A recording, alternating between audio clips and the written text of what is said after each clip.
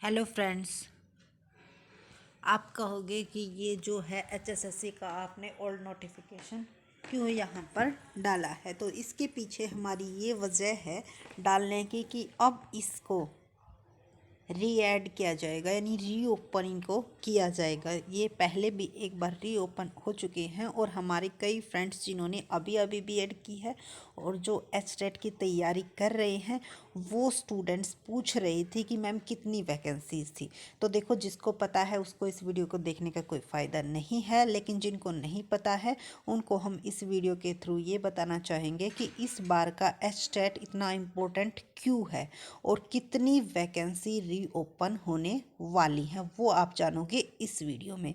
उससे पहले अगर आपने हमारे चैनल को सब्सक्राइब नहीं किया तो प्लीज़ चैनल को सब्सक्राइब करना न भूलें, क्योंकि इस तरह की जो अपडेट इन्फॉर्मेशन है रिलेटेड टू एचटेट या फिर यूजीसी नेट पीएचडी एडमिशन या टीचिंग वैकेंसीज से रिलेटेड इन्फॉर्मेशन हम आपको टाइम टू टाइम प्रोवाइड करवाते रहते हैं।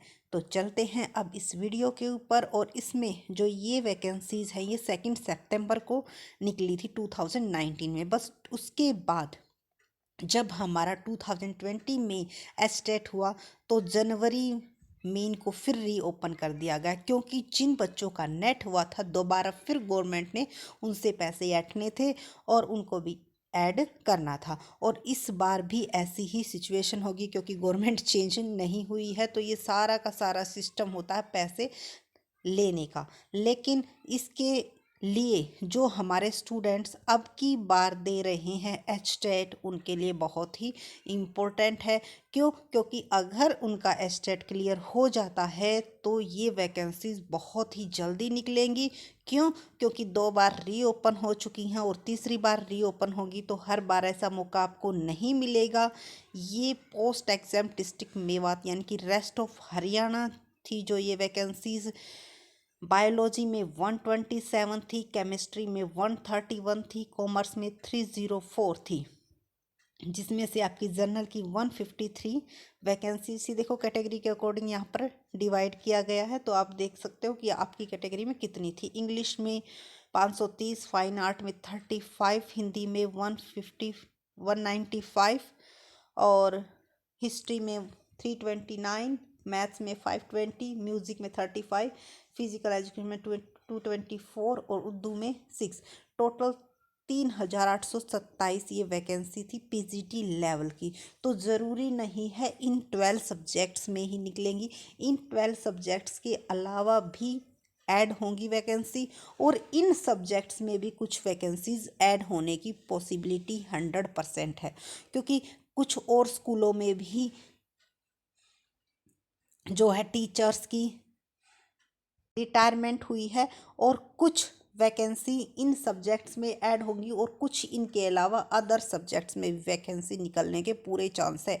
तो इस बार का जो आपका एचटेट होगा उसमें आपको पूरी जी जान लगा देनी है क्योंकि 100% गारंटीड है कि इसके बाद वैकेंसी रीओपन होगी। और जिन बच्चों का एचटेट की जिनकी फुल तैयारी है तो वो इस टेस्टों में भी, स्क्रीनिंग एग्ज़ाम में भी उनका, क्योंकि जो सब्जेक्ट का पोर्शन है वो भी उनका सब स्ट्रॉन्ग हो जाएगा। इसके साथ साथ हमारा हरियाणा जीके भी मतलब वही लेवल आता है, लेकिन इसमें क्या होता है सिर्फ आपका जो सब्जेक्ट का क्राइटेरिया है वो कम हो जाता है, क्योंकि वो 150 मार्क्स का होता है स्टेट और यहाँ पर आपका 90 या 100 मार्क्स का होगा। ठीक है, तो बस यही इसमें थोड़ा सा चेंज आता, नहीं तो रीजनिंग इसमें भी पूछी जाती है आपकी, जीके इसमें भी पूछी जाती है आपकी, मैथ्स भी पूछा जाता है, इंग्लिश भी पूछी जाती है, हिंदी भी पूछी जाती है। तो अगर आपकी वो तैयारी अच्छी होगी तो ये एग्ज़ाम आप का जो देने में बहुत ही आसानी रहेगी और इसी के स्कोर के बेस पर आपकी मेरिट लिस्ट तैयार होती है।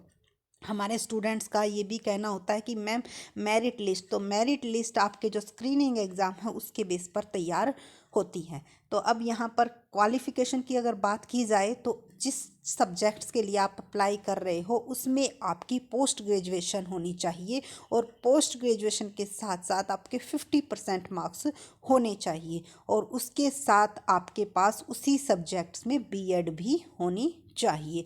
तो ये हर एक के लेवल के पीजीटी का क्राइटेरिया होता है पीजीटी टीचर के लिए। तो जो हमारे स्टूडेंट्स की क्वेरी थी कि वैकेंसी रीऐड होंगी, तो देखो इसमें कोई भी दो राय नहीं है, वैकेंसी रीओपन होंगी और कुछ ज़्यादा ही वैकेंसी निकलेंगी। और जो ये सब्जेक्ट्स है, इस सब्जेक्ट्स में भी अदर सब्जेक्ट्स की भी वैकेंसी निकलने के पूरे पूरे चांस है, क्योंकि 2 साल हो चुकी हैं इन वैकेंसीज़ को। अभी तक कोई भी टीचिंग लाइन की जो है रिक्रूटमेंट नहीं हुई है, ना ही अभी तक कोई भी लिस्ट लगी है। तो इनमें ऐड होंगे 100% और अदर सब्जेक्ट्स की भी वैकेंसी निकलेगी।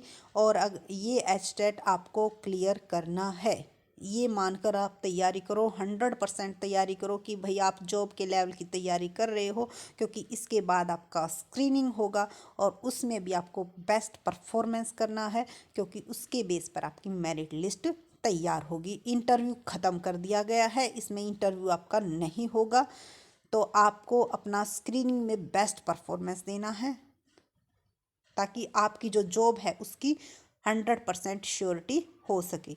और ये जो है पोस्ट फॉर मेवात कैडर, तो मेवात कैडर की, ओनली मेवात कैडर की ये कंप्यूटर साइंस की निकली हुई थी, 37 पोस्ट, जिसमें जर्नल की 90 पोस्ट है, बाकी अदर कैटेगरीज की हैं। तो अगर आपको हमारी वीडियो अच्छी लगी हो तो लाइक शेयर एंड सब्सक्राइब करना न भूलें। इसके साथ आपकी अदर कोई क्वेरी है तो आप हमें ज़रूर कमेंट सेशन में लिख कर बता सकते हैं, हम उसका जवाब अगर हमें मालूम है तो हम आपको ज़रूर उसकी इन्फॉर्मेशन देंगे।